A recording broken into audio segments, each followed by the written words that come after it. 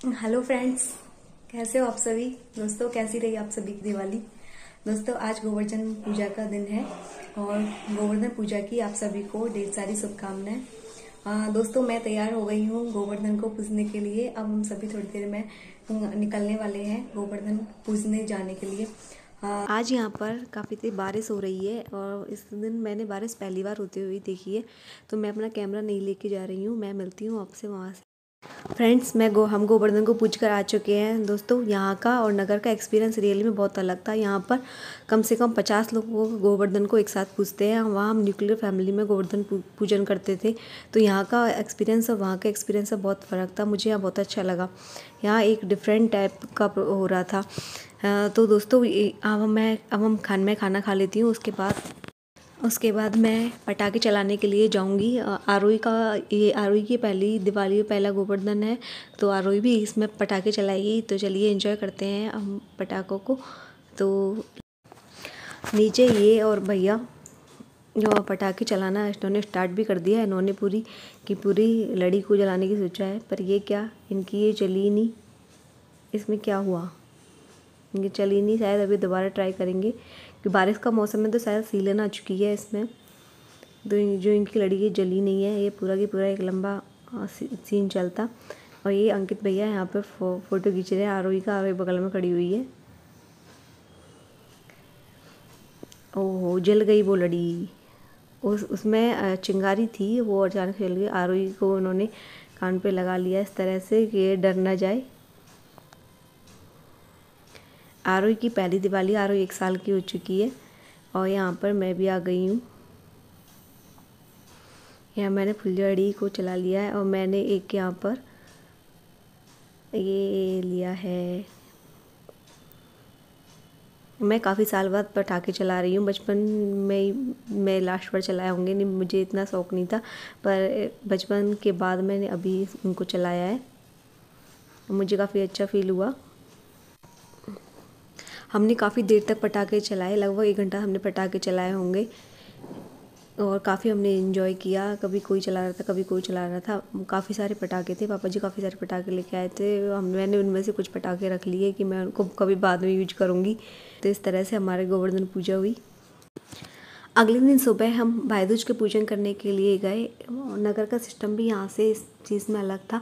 नगर में हम न्यूक्लियर वे में इसका पूजन करते थे और यहाँ पर हमने मोहल्ले वासियों के साथ पूजन किया एक ही घर में, और बहुत सारे लोग थे तो बहुत मज़ा आया और हमें काफ़ी टाइम लगा इस पूजन में। न्यूक्लियर में तो हम जल्दी जल्दी कर लेते थे, यहाँ पर हमें काफ़ी टाइम भी लगा, पर हमें पूजन में मज़ा भी आया, आनंद भी आया। इस तरह से हमने सभी ने एक साथ पूजन किया। यहाँ पर ये इस तरह से होता है कि एक गाय या भैंस के गोबर से एक भाई और बहन की प्रतिमा बनाई जाती है और फिर उसके चारों ओर एक बाउंड्री बनाई जाती है। फिर उनको वस्त्र बनाए जाते हैं और उनकी फिर रोली चावल और वस्त्र और मिठाइयों से उनका पूजन किया जाता है। इस तरह से इनको पूजन करते हैं। मैं आरोही को इसका पूजन करवा रही हूँ। आरोही भी छोटी है तो वो खुद अपना पूजन नहीं कर सकती है, तो मैं उसको हाथ लगवा करके चिंबा रही हूँ उससे। और दूसरी तरफ मम्मी, मेरी सासू माँ, वो आप जोड़ रही हैं। आप इस तरह से जोड़ी जाती है कि विवाहित महिलाएं अपने ससुराल पक्ष की और अपने पियर पक्ष की 2 आप बनाती हैं और कंवारी कन्याएं अपने पियर पक्ष की 1 आप बनाती हैं। और जितने भी जिनके भाई होते हैं वो उतने उसमें डंडे लगा देते हैं।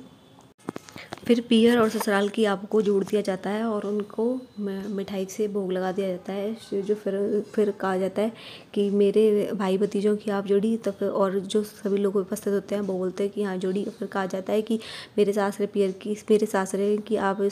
की आप जोड़ी। तो फिर कहते हैं कि हाँ जोड़ी, मतलब सासरे वाले और पियर वाले वो दोनों जुड़ चुके। हाँ, तो इस तरह से कहा जाता है और ये संपन्न हो जाता है। फिर उसके बाद कथा सुनी जाती है। फिर काफ़ी लंबी कथा है इसकी। फिर वो सुनने के बाद यहाँ पर काफ़ी बधाई गाए जाते हैं, गीत गाए जाते हैं, मंगल कामनाएं की जाती हैं। इस तरह से भाई दूज का पूजन किया जाता है। फिर उसके बाद गोबर से 4 चंदियाँ बना करके उनको गेट के दरवाजे पर रख दिया जाता है। फिर उनको पूजा जाता है। उनको पूजने के बाद जो एक साइड का होता है उसको बोला जाता है कि यदि बैरी हो, पहले उसको पूज लेते हैं, फिर बोला जाता है कि बैरी हो तो मर जाइयो। और फिर उसमें एक मूसली जो मूसल होता है उससे उसमें उसको उससे उसको पीटा जाता है, या फिर पैर से उसको मारते हैं।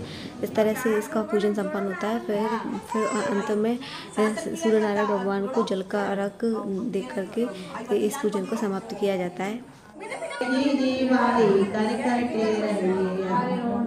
जो ना के मेरे आगे नामे डोलेंगे, अरे पैर की पाजनिया लाला छावे छावे, ये अरे पहले की लालाई लाला घर में दिल बजा दे लड़ाई करके चावल के 4 दानों को हाथ में लेकर के जो कि साबुत होते हैं उनसे कथा सुनी जाती है। और फिर उन चावलों को घी से थोड़ा सा लगाकर उनको पानी के अंदर तैराया जाता है, फिर उनको बाहर निकाला जाता है। और उन चावलों को भाई को जब तिलक लगाते हैं तो उस समय उन चावलों को यूज किया जाता है। मेरा भाई यहाँ पर उपस्थित नहीं है, जिसको आज मैं यहाँ पर मिस कर रही हूँ। फिर उन चावलों को मैंने श्री गोपाल जी मंदिर में विराजमान ठाकुर जी भगवान को तिलक करके उनको चावलों को अर्पित कर दिया। तो इस तरह से मेरा भाई दूज की पूजन संपन्न हो जाता है। इस तरह से मैंने भाई दूज का पूजन किया। जी भाई करते रहेंगे, जो ना के मेरे आगे नामे डोलेंगे, अरे पैर की पाजनिया लाला छावे छावे, अरे पहले की लालाई लाला घर में खेल बजा दे लड़ाई करके लाए के नहीं। इस तरह से दोस्तों हमने हमारे 5 दिवसीय त्योहारों को सेलिब्रेट किया। 5 दिवसीय त्योहारों को हमने मना लिया। और आपकी ये दिवाली किस तरह से हुई, किस तरह से आपने गोवर्धनों की पूजा की, किस तरह से आपने भाई दूज की पूजा करी, किस तरह से आपने क्या क्या किया, हमें कमेंट करके ज़रूर बताइए। यदि दोस्तों आपको ये वीडियो पसंद आई है तो इस वीडियो को जरूर लाइक कीजिए। और यदि आप हमारे चैनल पर बिल्कुल नए हैं तो हमारे चैनल को आप सब्सक्राइब करिए। Thanks for watching. Thank you. Happy Diwali.